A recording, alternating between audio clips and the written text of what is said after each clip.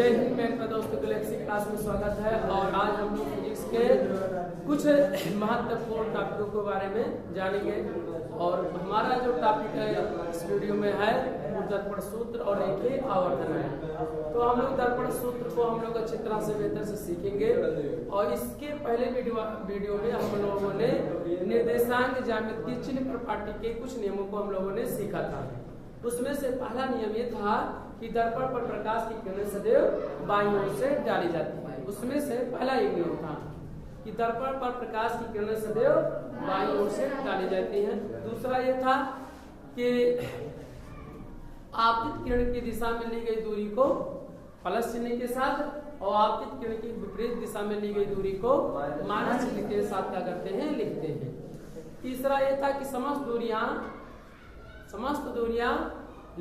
दर्पण के मुख अक्ष के अनुदिश मापी जाती हैं। ऐसा नहीं कि तिरछा मिर्छा मापा जाए, सदैव क्या किया जाता है, मुख अक्ष के क्या अनुदिश किया जाता है, मापा जाता है। और भी चौथा भी पॉइंट ये भी लिखा गया था कि समस्त दूरियां दर्पण के ध्रुव से भी मापी जाती है। मैंने जो भी मापी जाती है दर्पण के ध्रुव से ही मापी जाती है। चाहे दर्पण की फोकस दूरी ज्ञात करना हो, मापना हो, चाहे प्रतिबिंब की दूरी मापना हो, चाहे वस्तु की दूरी मापना हो, तो उसको हम लोग कहाँ से मापेंगे, दर्पण के ध्रुव से। और ध्रुव को किससे प्रदर्शित करते हैं, इसे क्या करते हैं, प्रदर्शित करते हैं। इस नियमों के और ये भी बताया था, अगला नियम बताया था इसमें चौथा या पांचवा नियम रहा होगा कि दर्पण के मुख्य अक्ष के ऊपर ली गई दूरी को प्लस चिन्ह के साथ और दर्पण के मुख्य अक्ष के नीचे ली गई दूरी को माइनस चिन्ह के साथ लिखते हैं। इस आधार पे चारों पांचों जो नियम लिखाए थे, इस नियमों के आधार पे बताए थे कि उत्तर दर्पण की फोकस दूरी धनात्मक होती है और उत्तर दर्पण की फोकस दूरी ऋणात्मक होती है। ये भी बताए थे कि सीधे प्रतिबिंबों के लिए आवर्धन धनात्मक होता है और उल्टे प्रतिबिंबों के लिए क्या होता है, ऋणात्मक होता है।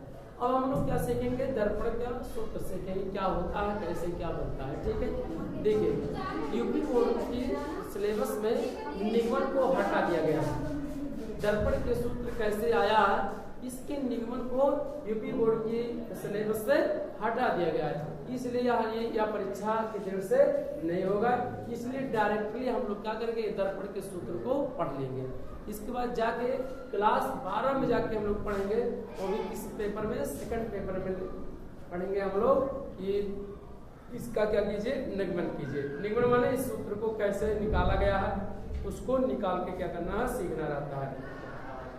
अब हम लोग क्या करेंगे, इस वीडियो में दर्पण के सूत्र को डायरेक्टली ऐसे क्या किया जाएगा, लिख दिया जाएगा।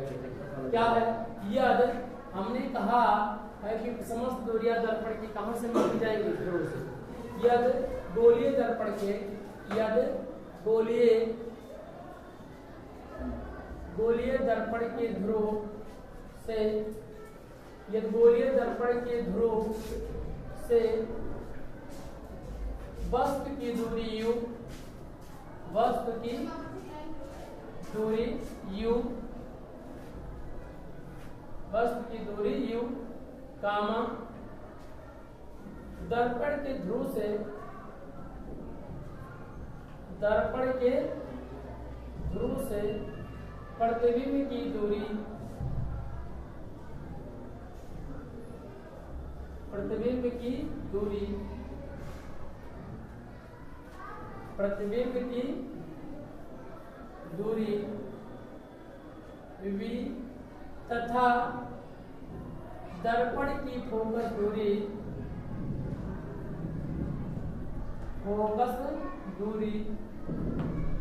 यफ हो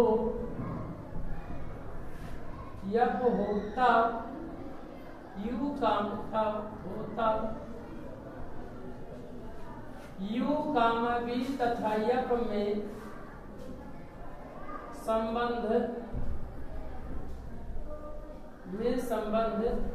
इस प्रकार होता है, इस प्रकार होता है।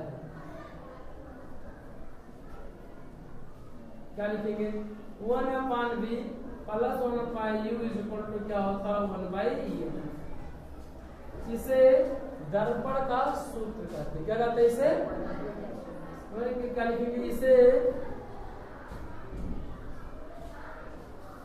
दर्पण का सूत्र कहते हैं। इसे दर्पण का क्या कहते हैं? सूत्र। देखिए समझो, कह रहा है कि यदि गोलीय दर्पण के ध्रुव से वस्तु की दूरी कितना हो, यू हो, दर्पण के ध्रुव से प्रतिबिंब की दूरी v हो तथा दर्पण की फोकल दूरी इस्माइल हो, तब क्या होगा? यूवी अपने संबंध इस प्रकार होगा। किस प्रकार होगा? 1/v + 1/u = 1/f। इसे ही क्या कहते हैं? दर्पण का सूत्र कहते हैं।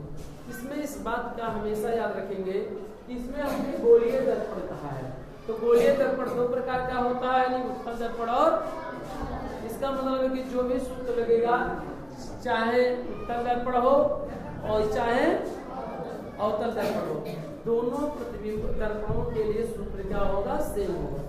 चाहे उत्तल दर्पण हो और चाहे अवतल दर्पण हो, दोनों के लिए सूत्र क्या होगा?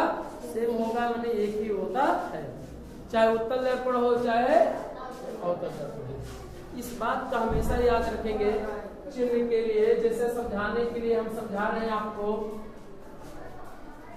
ये कौन सा है आपके सामने? अवतल दर्पण है। कौन सा दर्पण है ये? अच्छा, हम ऐसे नहीं बना सकते थे, अवतल दर्पण बना सकते थे, परंतु दर्पण प्रकाश की किरणें किधर से डाली जाएंगी? बाईं ओर से, तो हम डाल नहीं पाएंगे, इसलिए सदैव क्या करेंगे? इधर से ही डाला जाता है, तो परावर्तक पृष्ठ भी बाईं ओर होना चाहिए। और एक रेखा, या रेखा कौन सी है भैया? मुख्य अक्ष है। इसका ध्रुव क्या है? P है। ध्रुव क्या है? P है। और ये क्या है? C क्या है भैया?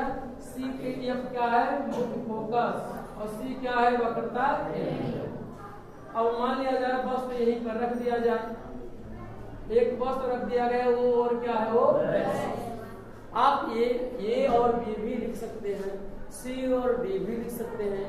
वो से ऑब्जेक्ट होता है, ऑब्जेक्ट माने वस्तु होता है, इसलिए वो से किया गया। नियम लगाइए मुख्य अक्ष में। अब देखिए, प्रतिबिंब बनाम मुख्य अक्ष के समांतर जाने वाली किरण कहां से होकर जाएगी?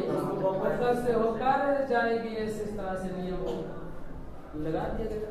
दूसरा नियम लगाइए, वक्रता केंद्र से होकर जाने वाली किरणें बिना विचलित हुए, वक्रता केंद्र से होकर जाने वाली किरणें दर्पण से परावर्तन के पश्चात क्या होगी? उसी मार्ग से वापस लौट जाएंगी। प्रतिबिंब बताइए यहीं पर बनेगा कि नहीं? बताइए, बनेगा कि नहीं यहीं पर? अगर ये प्रतिबिंब बनेगा तो इसका मतलब ये हुआ। अब देखिए, दर्पण के ध्रुव से ये आई हो गया, ये क्या हो गया? आई। आप समझिए कि इसमें U क्या है, V क्या है, F क्या है। हमने कहा समस्त दूरियां दर्पण के ध्रुव से ही मापी जाती है। दर्पण का ध्रुव कहाँ है? यहाँ पर। दर्पण का ध्रुव कहाँ पर है? यहाँ पर है। यहीं से दूरी को मापी, फोकस है ना, तो दर्पण से यहाँ से फोकस दूरी कितना हो जाएगा? F हो जाएगा, क्योंकि दर्पण के ध्रुव से मुख्य फोकस के बीच की दूरी को फोकस दूरी कहते हैं, जिससे हम लोग क्या कहते हैं? स्मॉल। दर्पण के ध्रुव से प्रतिबिंब की दूरी को क्या मानेंगे? इसे क्या कहा गया है? तो इसे हम लोग V कहा गया है। क्या कहा गया है? V कहा गया है। तो यहाँ से यहाँ तक क्या हो जाएगा? V हो जाएगा, क्योंकि दर्पण के ध्रुव से प्रतिबिंब की दूरी कितना है? V में है। आगे वस्तु है, तो हम लोग क्या कहेंगे? दर्पण के ध्रुव से, और क्या लिखेंगे? प्रतिबिंब यानी वस्तु की दूरी को क्या मान लेंगे? U मान लेंगे। चाहे यहाँ लिखिए U, चाहे आप लिख सकते हैं यहाँ, ऐसे इस तरह जो भी हो आप लिख सकते हैं। अब देखने में अच्छा लगे ना, इसे एक लाइन से आए, इसलिए हम यहाँ पर बोलते हैं। अब ये क्या हो गया? ये क्या हो गया? V, ये क्या हो गया? सवाल लगाते समय इस बात का हमेशा रखेंगे, वस्तु को सदैव बाईं ओर से डाली जाती, मैंने रखी जाती है वस्तु को, इसलिए U की दूरी को हमेशा माइनस चिन्ह के साथ लिखेंगे। ऐसा क्यों? क्योंकि ये समस्त दूरियां इधर की क्या होती है? ऋणात्मक होती है। उत्तल हो चाहे अवतल हो, और दर्पण के ध्रुव से वस्तु दूरी हमेशा माइनस चिन्ह के साथ लिखा। क्यों लिखा जाता है? क्योंकि वो बाईं ओर हमेशा रहता है, क्योंकि किरण किधर से डाला जाएगा? बाईं ओर से डाला जाता है। इसीलिए हमेशा सवाल लगाते समय इस बात का हमेशा याद रखेंगे कि वस्तु की दूरी को माइनस चिन्ह के साथ लिखेंगे। क्यों? क्योंकि वस्तु हमेशा किधर होगा? दाईं ओर रहेगा कि बाईं ओर? बाईं ओर रहेगा, तो बाईं ओर इसमें U की दूरी को हमेशा माइनस चिन्ह के साथ। अब बी का मान का अभी तो बताएगा कि आभासी प्रतिबिंब बन रहा है कि वास्तविक प्रतिबिंब। अगर वास्तविक प्रतिबिंब कहा दिया तो जानिए कि बी का मान क्या लेना है, ऋणात्मक लेना है। क्या लेना है? क्योंकि आभासी वास्तविक का बनता है, जब दर्पण के पीछे बनता है तो आभासी बनता है, और दर्पण के जब सामने बनता है तो वास्तविक बनता है। अगर वास्तविक बनेगा तो प्रतिबिंब बिहार बनेगा, और इधर की दूरी को माइनस चिन्ह के साथ लिया जाता है। इसलिए अगर वास्तविक कहेगा तो क्या करेंगे, माइनस चिन्ह के साथ लिखेंगे। आभासी कहा देगा तब प्लस चिन्ह के साथ लेंगे। कभी जब ये सवाल लगाने का समय आएगा, ठीक है। अब इसके बाद अगला, इसी को चाहे उत्तल दर्पण हो और चाहे अवतल दर्पण हो, दोनों के सूत्र क्या होगा, सेम होगा। 1/v plus 1/u 1/e। अब अगर इसमें भरेंगे u और v का मान रखा जाए, यदि उत्तल दर्पण होगा तो f का मान क्या आएगा, धनात्मक आएगा। अगर यदि अवतल दर्पण होगा तो f का मान क्या होगा, ऋणात्मक होगा। तो इस आधार पर हम लोग कहेंगे कि यदि f का मान धनात्मक आ जाए तो कहेंगे कि जो दर्पण है वो कैसा है, उत्तल दर्पण है। अगर ऋणात्मक आ गया f तब तो कहेंगे जो दर्पण है कौन सा दर्पण है, अवतल दर्पण। कैसे? क्योंकि हम आपको बताएं उत्तल दर्पण की फोकस दूरी धनात्मक, अवतल दर्पण की फोकस दूरी ऋणात्मक, ठीक है। और इसे हम लोग क्या कहेंगे, दर्पण का सूत्र कहेंगे। यू क्या है, दर्पण के ध्रुव से वस्तु की दूरी है। वी क्या होता है बाबू, दर्पण के ध्रुव से प्रतिबिंब की दूरी होता है। यह क्या होता है, दर्पण की फोकस दूरी होता है। और फोकस दूरी की परिभाषा हम लोग जानते हैं, दर्पण के ध्रुव से मुख्य फोकस के बीच की दूरी को फोकस दूरी कहते हैं। इसका मात्रक सेंटीमीटर अथवा मीटर होता है, ठीक है। अगला टॉपिक हमारा है रेखीय आवर्धन। क्या है, रेखीय आवर्धन। अगला क्या है, रेखीय आवर्धन। चलिए देखिए रेखीय आवर्धन क्या होता है।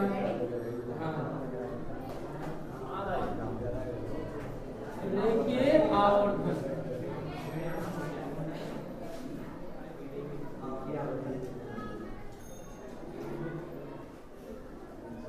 चाहे आवर्धन कहा जाए, चाहे केवल आवर्धन, चाहे संकट में कहा जाए, चाहे रेखीय आवर्धन कहें, दोनों सेम होगा, ठीक है।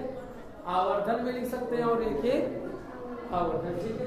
किसी किसी किताबों में आवर्धन क्यों लिखा, किसी किसी किताबोண்ட் में रेखीय आवर्धन लिख दिया, ठीक है। दोनों सेम है, लेकिन दर्पण द्वारा बने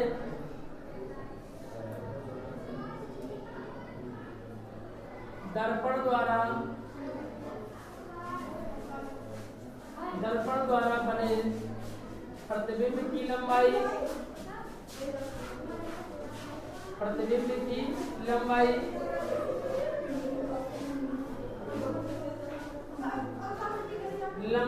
को प्रतिबिंब की लंबाई को I से दर्शाएंगे। किससे, I से। दर्पण द्वारा बने प्रतिबिंब की लंबाई तथा वस्तु की लंबाई के अनुपात को वस्तु की लंबाई के अनुपात को वस्तु की लंबाई को किससे प्रदर्शित करेंगे, वो किससे प्रदर्शित करेंगे।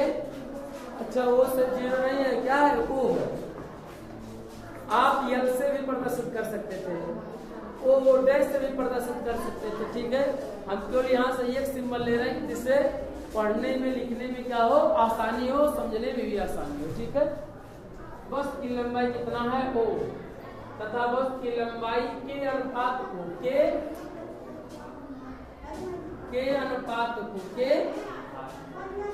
अनुपात को क्या कहते हैं, आवर्धन कहते हैं। क्या कहते हैं, क्या इसी को रेखीय आवर्धन कहेंगे। क्या लिखेंगे, रेखीय आवर्धन।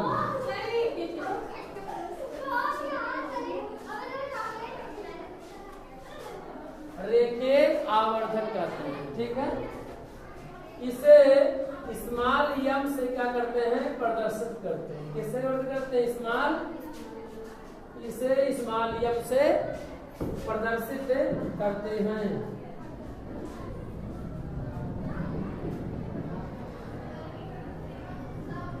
इसका मात्रक होता है, इसका मात्रक नहीं होता है, देखेंगे इसका मात्रक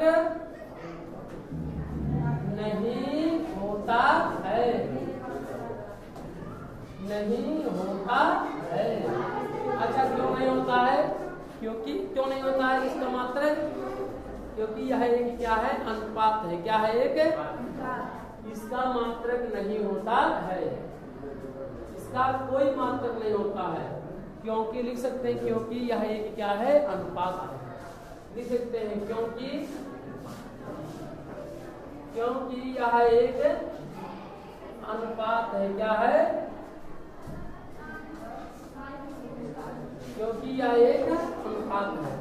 अपनी ज्यादा जानकारी के लिए लिख सकते हैं, यदि आप कोई यूपी बोर्ड लिखने की हमें खास जरूरत नहीं है। ठीक है, ये सब नहीं दिया है, लेकिन हम लोग पढ़ रहे हैं ना, तो जानकारी होना चाहिए कि इसका कोई मात्रक नहीं होता। क्यों नहीं होता? तो मुंह लटका लीजिए आप सेम कहिए इसका, क्योंकि यह क्या है? अनुपात है, इसलिए इसका कोई मात्रक क्या होगा? अर्थात हम लोग कह सकते हैं यम बराबर क्या लिखेंगे? अतः यम बराबर क्या लिखेंगे? यम बराबर आई अपान क्या लिखेंगे? ओ लिखेंगे। या इसी बात को शब्दों में रेखीय आवर्धन बराबर, रेखीय आवर्धन बराबर प्रतिबिंब दर्पण द्वारा बने प्रतिबिंब की लंबाई, प्रतिबिंब की लंबाई और बटे वस्तु की लंबाई।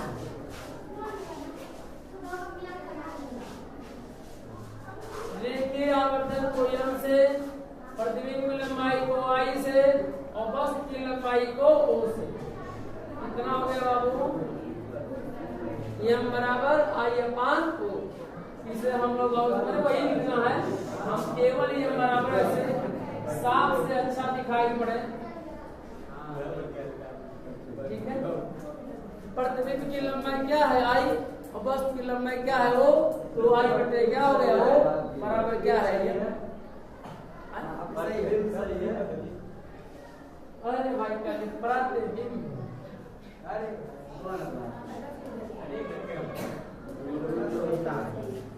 ठीक बात है।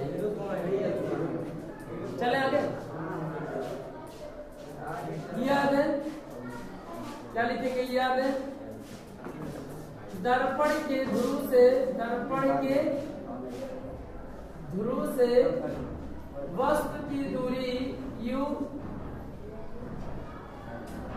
तथा प्रतिबिंब की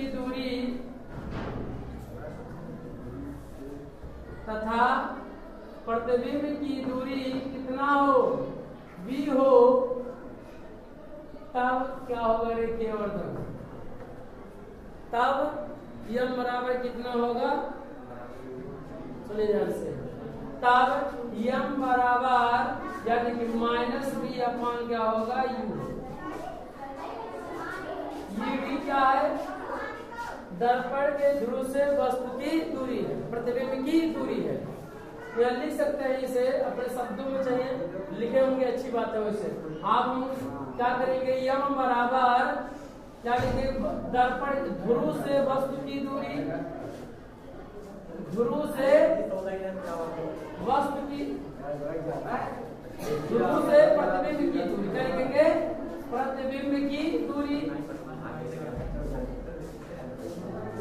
और बटे आगे माइनस जरूर लगाएंगे। ठीक है, माइनस यहाँ आगे रहेगा माइनस, ध्रुव से प्रतिबिंब की दूरी बटे ध्रुव से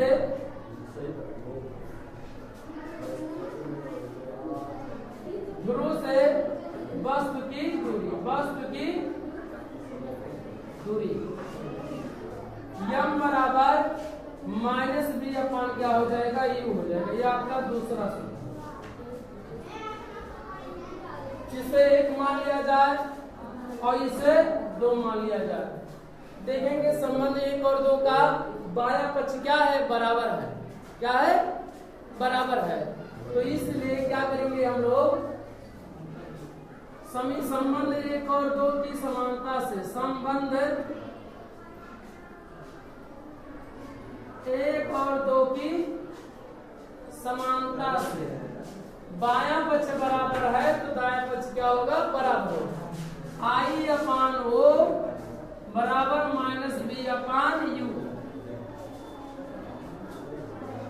रेखीय आवर्धन के कितने सूत्र प्राप्त हुए में, 3 सूत्र क्या हुए, प्राप्त हुए। कौन सा प्राप्त हुआ देख सकते हैं आप। यम बराबर आई अपान हो, यम बराबर माइनस बी अपान यू, और आई अपान क्या हो, बराबर माइनस बी अपान यू।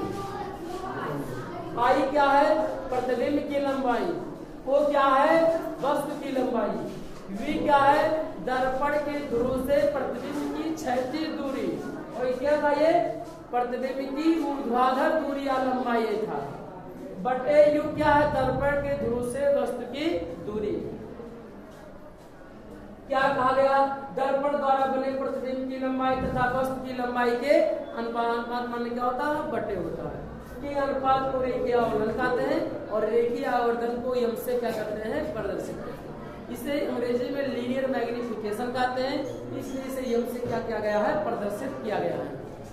फिर क्या इसका कोई मात्रक नहीं होता, क्योंकि प्रतिबिंब की लंबाई और बटे वस्तु की लंबाई, क्योंकि रेखीय आवर्धन बराबर प्रतिबिंब की लंबाई बटे वस्तु की लंबाई, तो वस्तु की प्रतिबिंब की लंबाई कुछ होगा, वस्तु की भी लंबाई कुछ होगा, तो क्या होगा, ऊपर नीचे दोनों क्या हो जाएंगे, कैंसिल हो जाएंगे, इसलिए इसका कोई मात्रक नहीं होता।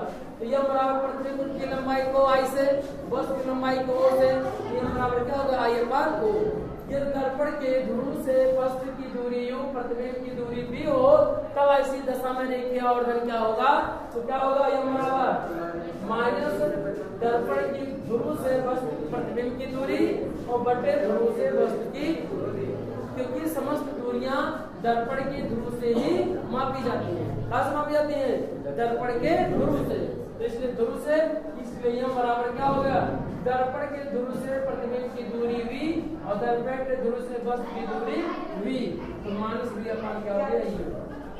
ये भी एक सूत्र या भी एक सूत्र, और इन दोनों को जब मिला दिया गया, बायां पक्ष बराबर है तो दायां पक्ष क्या होगा, बराबर होगा। ऐसी दशा में आई अपान ओ बराबर माइनस बी अपान यू, ये हमारा क्या हो जाएगा, तीसरा सूत्र क्या होगा, तीसरा सूत्र होगा। हम लोग यहाँ लिख सकते हैं, सीधे प्रतिबिंबों के लिए आवर्धन क्या होता है, धनात्मक होता है, और उल्टे प्रतिबिंबों के लिए आवर्धन क्या होता है, ऋणात्मक होता है। इस बात को भी यहाँ पर मेंशन कर सकते हैं, लिखेंगे सीधे प्रतिबिंबों के लिए आवर्धन क्या होता है, धनात्मक, और उल्टे प्रतिबिंबों के लिए आवर्धन ऋणात्मक होता है। ठीक है, इस तरह से हमारा ये क्या रहा, ये टॉपिक रहा। कौन सा टॉपिक ये रहा, दर्पण से संबंधित सभी महत्वपूर्ण टॉपिकों को हम लोगों ने अच्छी तरह से सीख लिया। अब हम लोग क्या करेंगे, अगर हम लेंस को पढ़ेंगे तो इससे रिलेटेड क्वेश्चनों को हम लोग क्या कर जाएंगे, भूल जाएंगे। इसीलिए हम लोग क्या करेंगे कि पहले हम लोग जितने भी एनसीईआरटी के सभी क्वेश्चन दर्पण से संबंधित क्वेश्चन है, उन्हें हम लोग क्या करेंगे, हल करेंगे। एक चीज नहीं टॉपिक बताया आपको, दर्पण की फोकस दूरी और वक्रता त्रिज्या में संबंध नहीं बताया आपको। चलिए नोट करिए, दर्पण की फोकस दूरी, दर्पण की फोकस दूरी तथा वक्रता त्रिज्या में संबंध, फोकस दूरी तथा वक्रता त्रिज्या में संबंध।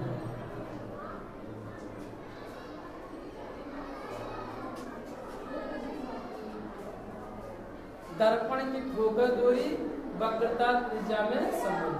हम जब आप देखे होंगे, जब भी हमने चित्र बनाया होगा तो यह को ठीक से और ठीक के बीच में रखा है। ऐसा क्यों, क्योंकि जो दर्पण की फोकस दूरी होती है वो वक्रता त्रिज्या की आधी होती है। देखिए, दर्पण की फोकस दूरी, दर्पण की फोकस दूरी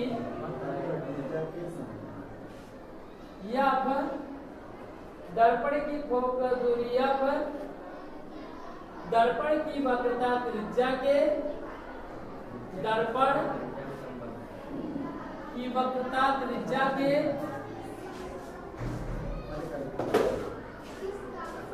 वक्रता त्रिज्या r के वक्रता त्रिज्या की दर्पण की फोकस दूरी वक्रता त्रिज्या की आधी होती है। क्या होती है? आधी होती है।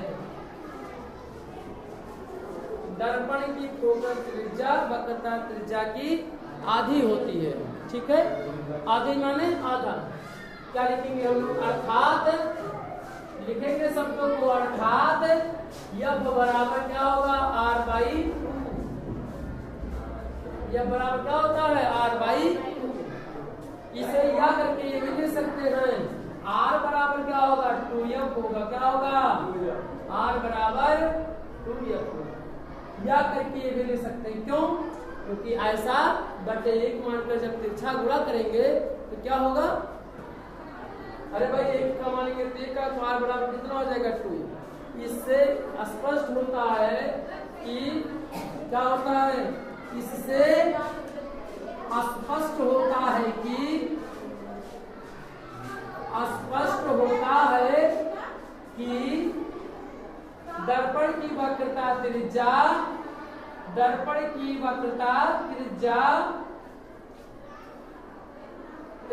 r फोकस दूरी की 2 गुनी होती है। 2 से गुणा होगा कि नहीं? 2 से होगा, इसका मतलब 2 से क्या होगा? गुणा होगा। दर्पण की वक्रता त्रिज्या फोकस दूरी की क्या होती है? फोकस दूरी की दुगनी होती है। क्या होती है? दुगनी होती है।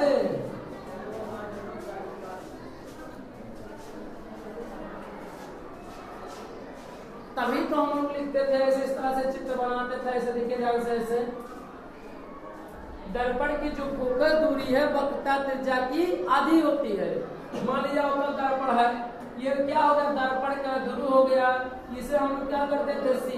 और जब यह होता था तो हम लोग C और P के ठीक बीच करते। ऐसा क्यों? क्योंकि ये वक्रता त्रिज्या है, टोटल दूरी कितना है? R है यहाँ। और जो यह है, जो यह होता है, ये त्रिज्या की क्या होती है? आधी होती है। एक मतलब ये कि फोकस दूरी जितना है उतना आओगे देखो तो वक्रता त्रिज्या हो जाएगी। इसका ये भी मतलब है कि फोकस दूरी वक्रता त्रिज्या की आधी होती है, और जो वक्रता त्रिज्या होता है फोकस दूरी की 2 गुनी होती है। क्यों? क्योंकि आपके सामने स्पष्ट हुआ है। ठीक है, यह बराबर क्या होगा? R/2 और R बराबर कितना होगा? 2F होगा। इस स्टेटमेंट की दर्पण की फोकस दूरी F यानी दर्पण की वक्रता त्रिज्या की क्या होती है? आधी होती है। F बराबर क्या होगा? R/2, और इसी से तिरछा गुणा कर लेना तो F बराबर कितना होगा? 2F होगा।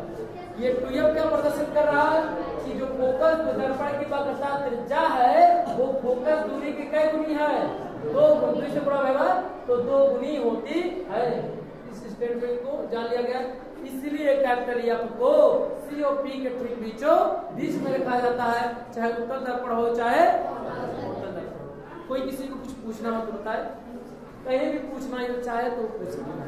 अच्छा, इसका निगमन क्यों नहीं करवा रहे? क्योंकि यूपी बोर्ड की सिलेबस से निगमन क्या कर दिया गया? हटा दिया गया। निगमन को हटा कि मैंने ये सूत्र कैसे पता चला कि दर्पण की फोकस दूरी वक्रता त्रिज्या की आधी होती है? हम आपको बताए, दिखाए क्या? हम आपको दिखाए नहीं है, लेकिन दिखाते हैं आपको, लेकिन आपके सिलेबस से कट गया है। ये नहीं है कि निगमन कीजिए कि दर्पण की फोकस दूरी वक्रता त्रिज्या की आधी होती है। ऐसे ही स्टेटमेंट है, नोट करवा दिया गया, सूत्र भी लगवा दिया गया कि F बराबर कितना होगा? R/2। इस सवाल से संबंधित जब हम सवाल को लगाएंगे तभी दर्पण के कुछ महत्वपूर्ण सवालों को हल कर पाएंगे। तो हमारे पास कई सूत्र है। F का सूत्र रहा, फोकस दूरी का रहा, लीनियर मैग्नीफिकेशन का रहा, मैंने देखिए आवर्धन का रहा। तीनों प्रतिबिंबों के लिए यही R और ये क्या है? F है। आपको दिखाई पड़ा होगा फोकस दूरी इतना, तो फोकस दूरी ये भी। इसीलिए कहा जाता था कि F को क्या करेंगे? चाहे उत्तल दर्पण हो चाहे अवतल दर्पण हो तो दोनों को ही आपको क्या करेंगे, COP के ठीक बीच में रखेंगे।